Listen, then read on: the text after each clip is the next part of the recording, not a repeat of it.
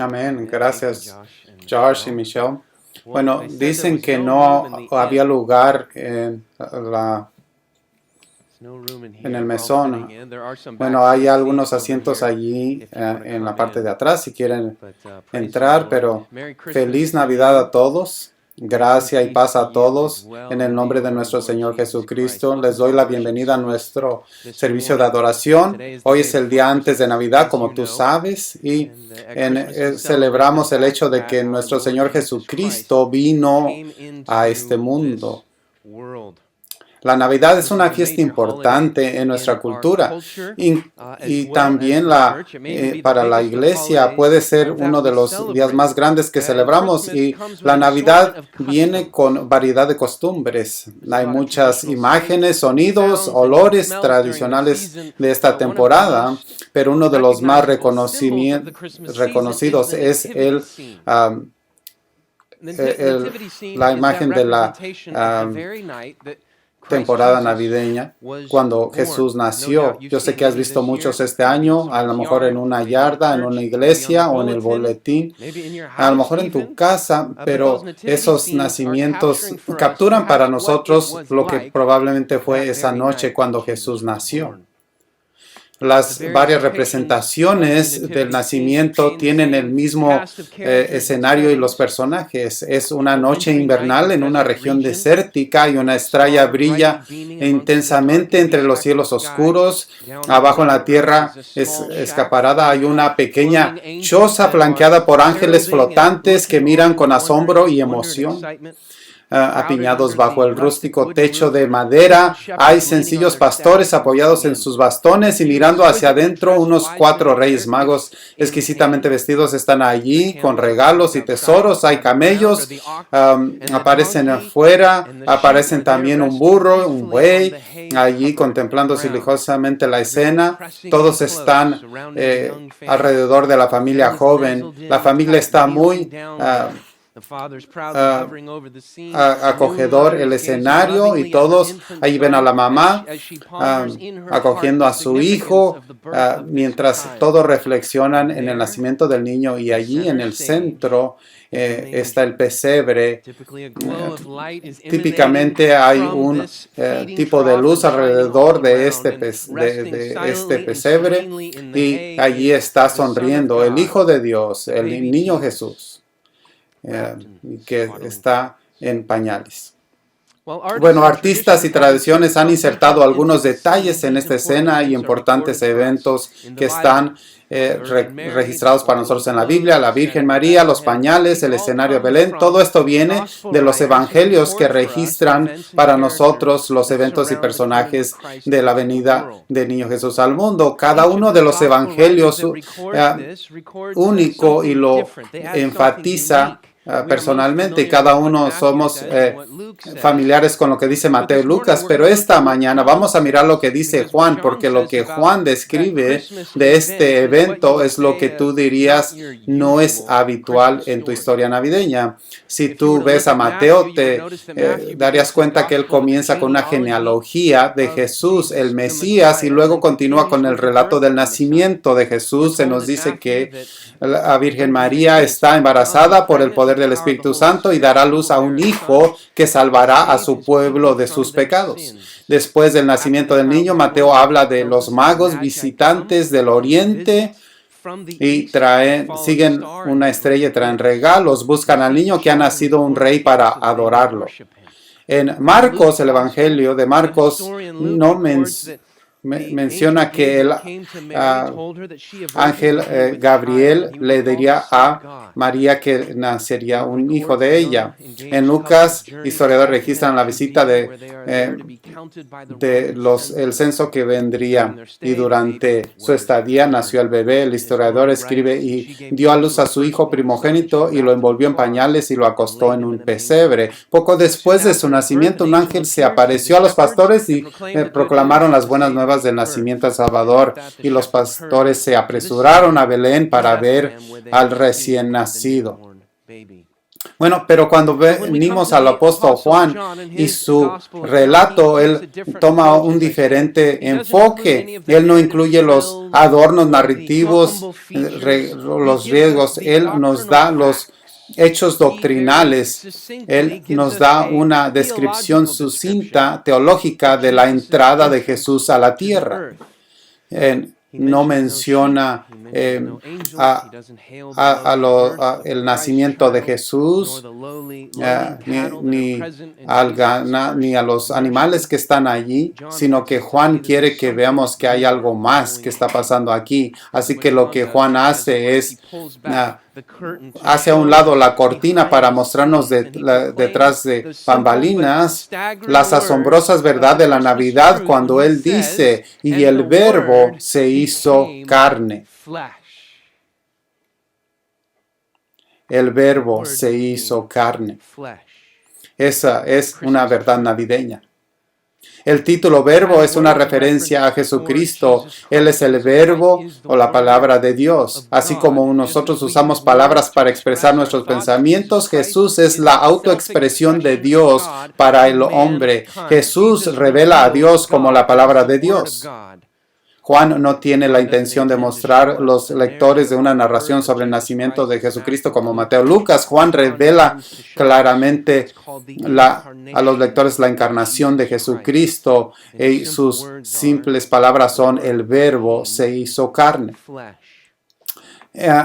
Llamamos esto la encarnación. La encarnación es cuando la deidad de Dios se encontró con la humanidad en una persona. Carne viene del latín y significa cuando el Verbo se hizo carne o encarnó.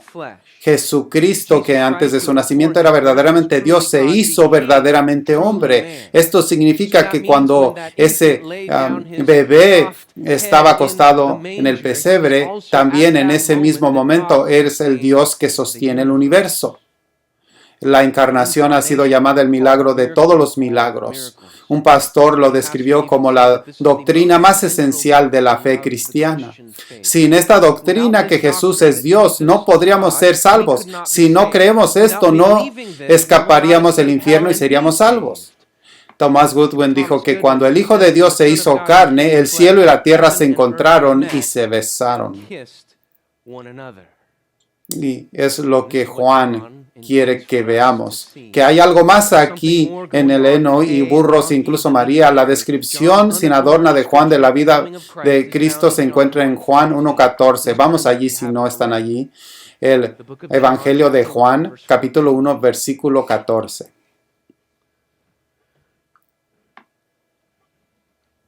Juan dice esto: y el Verbo se hizo carne y habitó entre nosotros. Y vimos su gloria, gloria como del unigénito del Padre, lleno de gracia y de verdad. Y en estas palabras encontramos un profundo misterio, pero también una profunda misericordia. Misterio y misericordia. Oímos de hablar de los cambios incomprensibles de Dios que no podemos descifrar, y de su prueba del amor por el hombre que es claramente evidente, y eso es misericordia. Nótese cómo las palabras de Juan están llenas de profundo misterio cuando él escribe: el Verbo se hizo carne. Juan está diciendo más de un nacimiento ocurrió a través de eso. Él se hizo el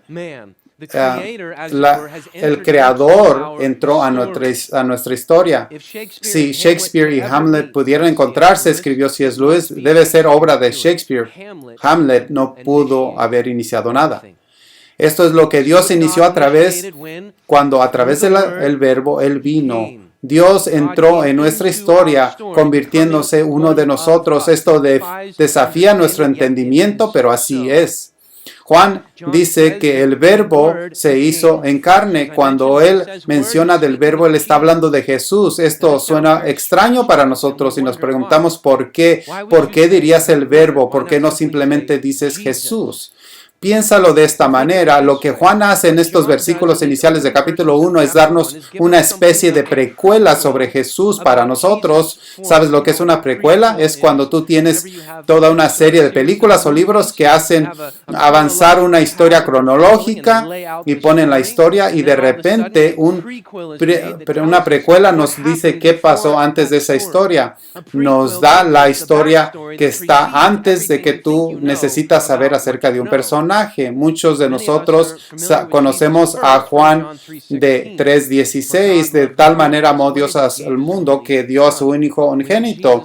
Conocemos a Jesús de alimentando a los 5,000, de caminar en el agua, de resucitar a Lázaro. Así que cuando comenzamos a Jesús y lo dejamos a Él definir el personaje y el sujeto y dejar que Él explique de quién se está hablando. Cuando nosotros pensamos de Jesús hablando, enseñando y caminando en el agua, considera eso como mirar la serie. La secuela va a venir y se nos dice va a venir pronto, pero Juan el capítulo 1 nos da la precuela, un entendimiento de quién está hablando. Y si tú ves en Juan 1 verso 1, dice en el comienzo era el verbo. Y el verbo, él dice, estaba con Dios, así que él es distinto de Dios. Y el verbo era Dios. Dice, todas las cosas vinieron a ser con él. Y aparte de él, nada vino a ser que es. Y luego él nos sorprende con la realidad de la Navidad y en el verso 14, después de que entendemos que él es Dios, que él es el creador, y luego dice Juan, y el verbo se hizo carne. El Dios eterno se tomó la fragilidad humana. Es interesante que que Juan dijo carne. Sería fácil decir que el verbo se hizo un hombre, pero su intención es para describirnos cómo es esta venida de una manera sin equivocación, esta verdad. No que la palabra parecía ser un hombre o que era como un hombre o como un ángel o un hombre espiritual, no estaba mascarándose como hombre, sino que el verbo se hizo carne. La idea aquí de carne no hablando de una cosa inmoral, sino en el sentido físico. Y piensa acerca de la carne. Esto es lo más débil, lo más impermanente de un ser. Y el verbo se hizo eso, el verbo se hizo carne y sangre, podemos decirlo. Hebreos 2:14 dice que Él tomó de la misma naturaleza que sus criaturas. Gálatas 4:4 afirma que Él nació de mujer. Romanos 1:3 dice que Él nació de un descendiente de David según la carne. Romanos 8:3 dice que Dios envió su propio Hijo en semejanza de carne de pecado. Sin embargo, Pablo afirma en 2 Corintios 5:21 que Él no conoció pecado. O como Hebreos dice que Él es santo, inocente, inmaculado, separado de los pecadores. Así que Juan nos está diciendo que la palabra, la autoexpresión de Dios se vistió de nuestra humanidad, pero no asumió el pecado ni una naturaleza pecaminosa. El Señor le dijo a su padre José en un sueño, llamarán su nombre Manuel, que traducido es Dios con nosotros. La encarnación del verbo es Emmanuel, Dios con nosotros. No creo que Juan nunca se cansó de procesar esto, de afirmar esto. Él estuvo con él de una manera más cercana y él escribe en su carta de primera de Juan, escribe lo que existía desde el principio, lo que hemos oído, lo que hemos visto con nuestros propios ojos, lo que hemos contemplado, lo que hemos tocado.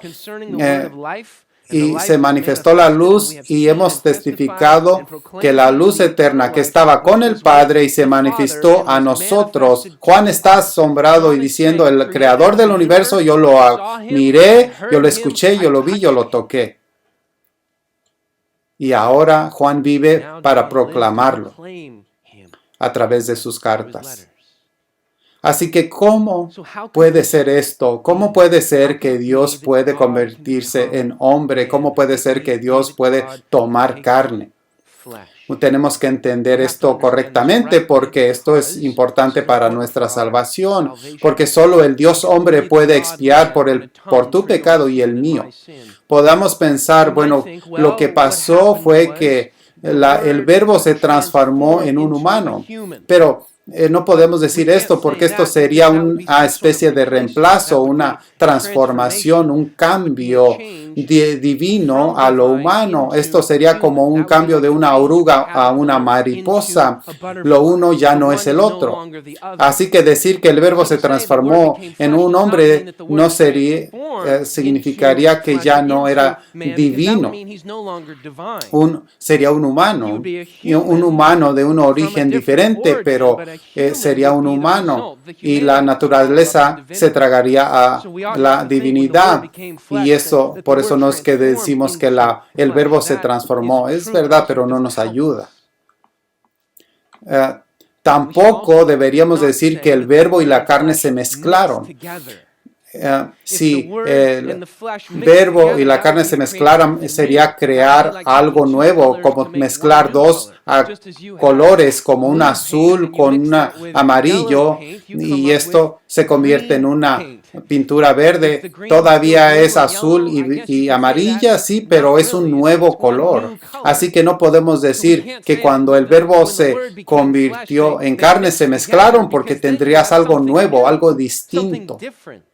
Estarías mezclando sus naturalezas, no sería realmente Dios o realmente hombre, y eso no proveería rescate para ti y para mí. La iglesia lo ha luchado para articular una verdadera comprensión de la persona de Cristo, que Él es una persona con dos naturalezas, una naturaleza divina y otra humana. Dios y divinidad unidas.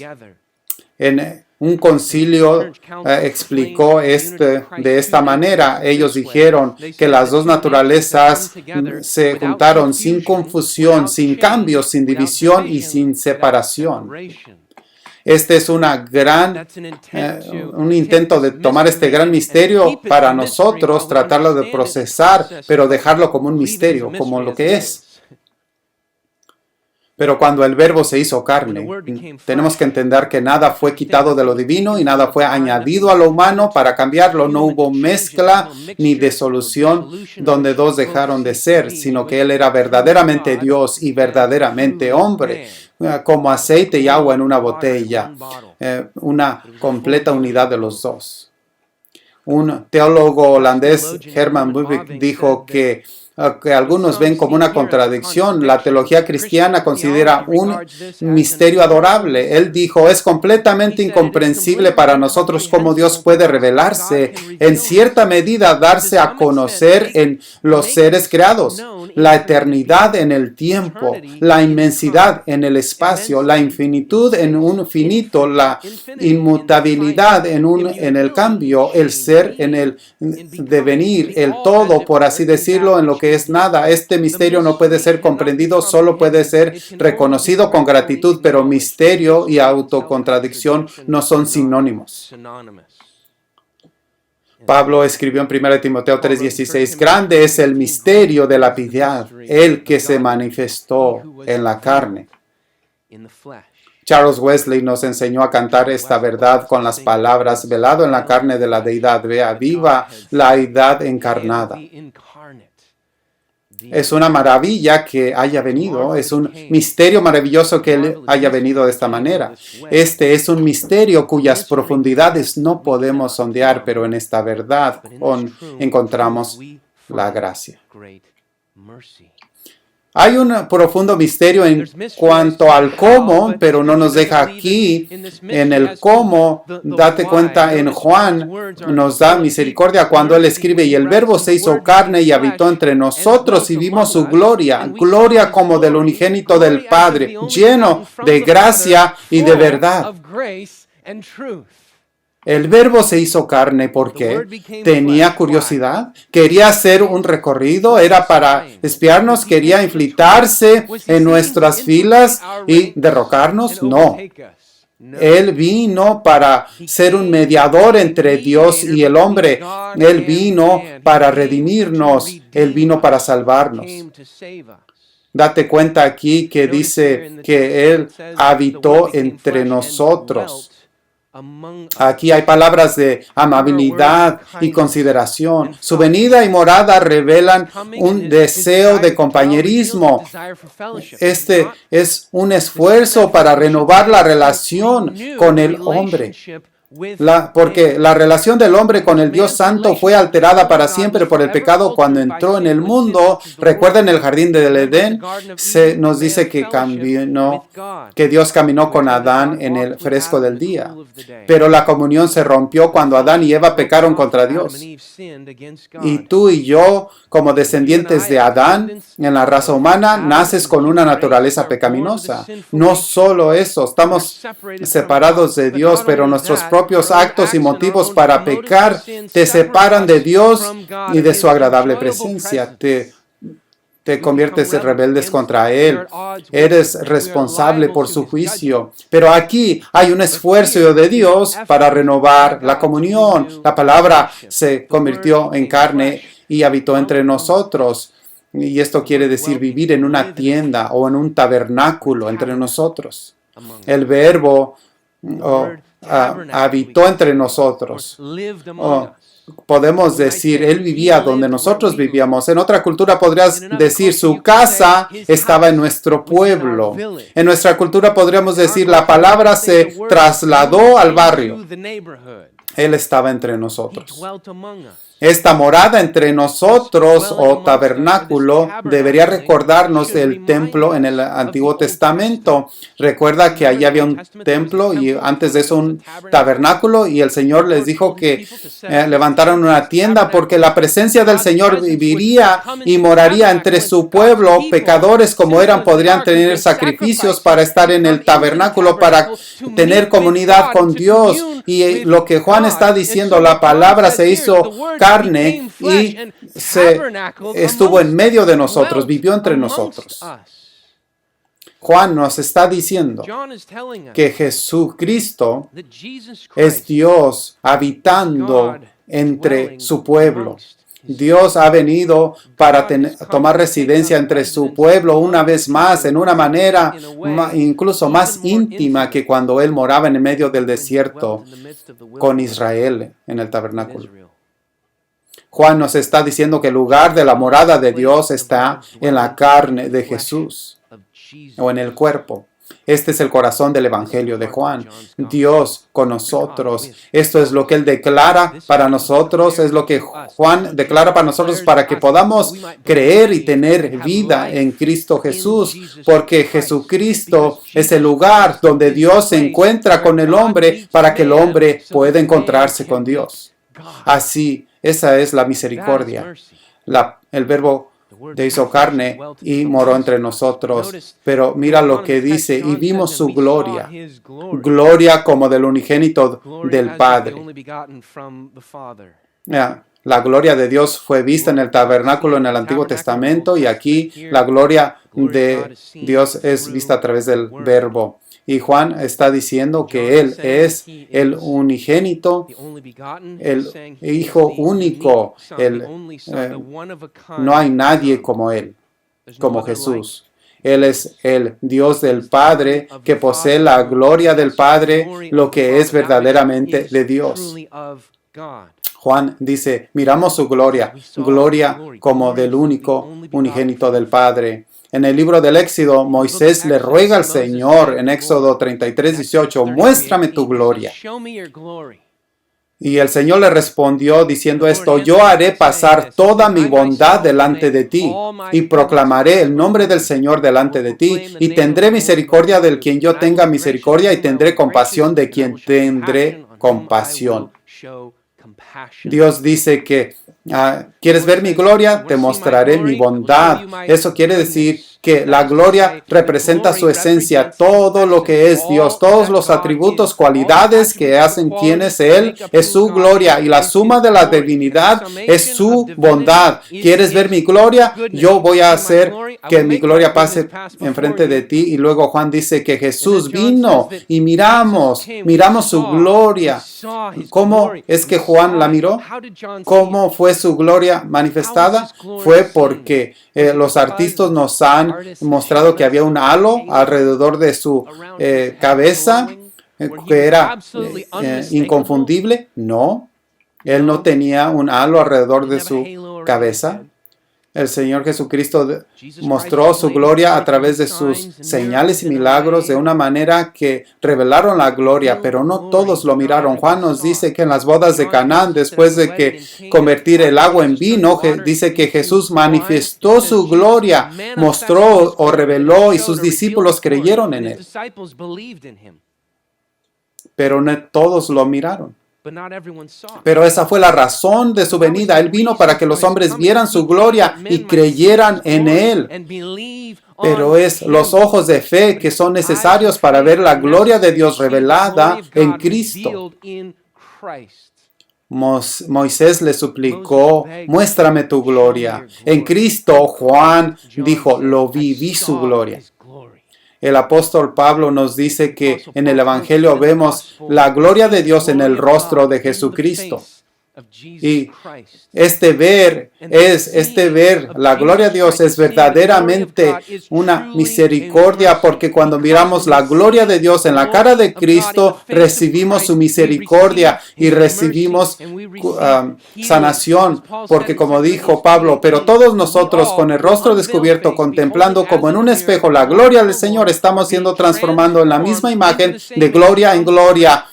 Y esto para que puedas ver la gloria en la cara de Dios. Si tú puedes ver la gloria de Dios en la cara de Cristo, y es para tu sanación, para tu transformación, tu salvación. Y tú, querido compañero, ¿ves la gloria de Dios en el rostro de Cristo? Juan dice, yo lo vi. Dios quiere ser conocido y adorado. Y si tú no lo ves, espero que tú de igual manera lo pidas como Moisés, ver la gloria en la cara de Cristo. Juan dice, miramos su gloria. Y él continúa diciendo, fue una gloria como la del unigénito del Padre. Fue una gloria que verdaderamente era la gloria de Dios. Dice que es lleno de gracia y de verdad. Lleno de gracia y de verdad. Gracia y verdad son en Cristo. Y son dos palabras o dos atributos que nunca deben de ser separados. Gracia sola con la verdad. Siempre debemos tener la verdad.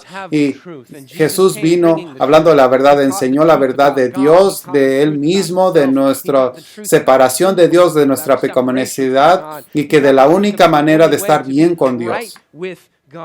Otra vez en Éxodo, cuando Dios pasó delante de Moisés, el Señor proclamó su nombre y sus atributos diciendo, el Señor, Dios compasivo y clemente, lento para la ira y abundante en misericordia y en verdad. Eso es lo que dijo Dios. Él está lleno de compasión y clemente. Otra manera de ser esto es decir, lleno de gracia y verdad. Jesucristo es la gloria de Dios, la gloria como del unigénito del Padre, lleno en verdad y misericordia. Eso es lo que es el Señor Jesucristo y es lo que Él trae. Es misericordia y es misericordia. Gracia o amabilidad es su amor fiel sin importar su pecado, trayéndolos así, atrayéndolos a que se arrepientan y que suelten sus almas y se arrodillen ante el único Dios verdadero. Gracia y verdad se nos envió por Dios de su único Hijo, porque esta es su naturaleza. Es expresado en Romanos 5:8 cuando dice, Dios demuestra su amor para con nosotros en que siendo aún pecadores, Cristo murió por nosotros. Lo último va a venir cuando Jesús vaya a la cruz, pero antes de ir a la cruz, Él tenía que encarnar. La encarnación lleva a la cruz. La cruz es la expresión más grande de la gloria de Dios. Jesús, el Dios hombre, es a la vez misterio y medio de misericordia. Porque el hecho de que Jesús sea el Dios hombre lo califica para ser el mediador de nosotros entre Dios y el hombre. Si Jesús fuera solo un hombre, estaría lejos de Dios. Si Jesús fuera solo Dios, estaría a una distancia infinita. Perdón, no dije esto bien. Si Jesús fuera un solo hombre, estaría lejos de Dios, que es lo que nosotros somos. Y si Jesús fuera solo Dios, estaría a una distancia infinita de nosotros. Así que Jesús viene como el Dios hombre, cerrando la brecha entre Dios y el hombre, yendo entre medio, siendo el mediador. Y hay diferentes tipos de intermediadores, podríamos decirlo así, que podamos hablar en nuestro lenguaje, pero necesitamos un mediador para traer salvación. Déjame explicarlo de esta manera. Solamente un mediador nos va a traer salvación de una manera que satisfaga a Dios y salve al hombre. Tú y yo no necesitamos un negociador. No necesitamos un negociador. Jesucristo no es un negociador. Un negociador es uno que logre un acuerdo y ya que ambas partes se comprometan para llegar a un resultado deseable. Nosotros necesitamos más que un negociador, necesitamos más que un árbitro. Un árbitro es una parte neutral casi desinteresado hace la conexión entre los dos, pero él no tiene ninguna conexión en el juego. Necesitamos más que un umpire. No necesitamos simplemente un juez. Un juez es uno que escucha ambas partes y decida un caso en favor de uno o del otro. Lo que nosotros necesitamos es a Jesús, un mediador. Y Él es un mediador que es tanto Dios como hombre y por lo tanto tiene un interés personal en ambas partes. Tiene piel en el juego, entre comillas. Como Bavinck dijo, Jesús no se interpone entre dos partes. Él es esas dos partes en su propia persona. Así que, ¿por quién es Él? El Dios hombre, Él quiere gloria para ambos lados y Él trae gloria a los dos. Él es el que paga el rescate y Él es el que trae la reconciliación. Él es el mediador con piel en el juego porque Él tiene mucha piel en el juego. El verbo se hizo carne. Pablo explica en 1 Timoteo 2:5, porque hay un solo Dios y también un solo mediador entre Dios y el hombre, Cristo Jesús, hombre. Hay un solo mediador, un solo eslabón, un solo puente para llegar a Dios. No hay otra manera de venir a Dios para que nuestro pecado se encuentre con la justicia de Dios. Y en Cristo nuestro pecado se encuentra con Dios. Necesitamos un mediador y Dios mismo provee el mediador. Cuando Juan nos dice que el verbo se hizo carne, nos está hablando de la esperanza del mundo y nos dice que esta esperanza del mundo no viene de dentro del mundo, sino que viene de afuera del mundo. Cuando Jesús nació en la tierra cuando el Hijo de Dios vino a la tierra fue cuando el cielo besó la tierra, por decirlo así. Cómo sucedió es un profundo misterio, pero el que pasó es una expresión de una profunda misericordia. El mensaje de la Navidad de Juan nos enseña acerca de la encarnación. ¿Ves la importancia de la encarnación? ¿Ves la necesidad de la encarnación del Verbo para el bien de tu alma? ¿Tú creerás en Él para tu salvación? El gran San Agustín nos alerta diciendo, despierta a la humanidad por amor a ustedes. Dios se ha hecho hombre, despierta a ustedes que duermen, levántense dentro de los muertos y Cristo los iluminará. Os digo otra vez, por amor a vosotros Dios se hizo hombre, habría sufrido muerte eterna si Él no hubiera nacido en tiempo, nunca hubiera sido liberado de la carne pecaminosa si Él no hubiera tomado sobre sí mismo semejante carne, habría sufrido en infelicidad eterna si no hubiera sido por su misericordia, nunca hubiera regresado a la vida si Él no hubiera compartido tu muerte, te hubieras perdido si Él no se hubiera apresurado a tu ayuda, habrías perecido si Él no hubiera venido. Bueno, los evangelios proclamaron la naturaleza sobrenatural de aquel que nació en Belén. Y sin embargo, cada escritor ofrece detalles únicos sobre la natividad Juan no encuentra un conflicto con el Mateo o Lucas. Los magos realmente viajaron larga distancia para ver al niño Dios. Los pastores en los campos eran hombres reales, cuidaban ovejas reales. Realmente no había lugar para el joven que encontraran alojamiento desde dar a luz un bebé. Pero lo que Juan hace nos trae lo que no es una Navidad usual, pero nos ayuda a ver el núcleo de la verdad de la Navidad, que el Verbo se hizo carne y habitó entre nosotros. Y vimos su gloria, gloria como del unigénito del Padre, lleno de gloria y de verdad. En esta Navidad, que tú te maravilles en este misterio y que tú busques en fe por esta misericordia que se te ofrece a ti, en ningún otro más que sino en el Señor Jesucristo. Déjame orar. Oh Padre en el cielo, tus caminos son insondables. Y aunque no los podemos comprender, decimos gracias por todo esto, que tú traíste tu misericordia hacia nosotros, que Jesucristo vino a ser el mediador, el único mediador entre nosotros y tú, oh Dios. Yo oro que en esta Navidad todos podamos ver esto y que podamos decir esto, miramos la gloria de Cristo y que beneficiamos de su gloria. Y mientras ellos miraban todas estas cosas, entonces esperaban lo que iba a seguir. Y esto es el regreso de tu Hijo. En el nombre de Hijo Jesucristo te pedimos. Amén.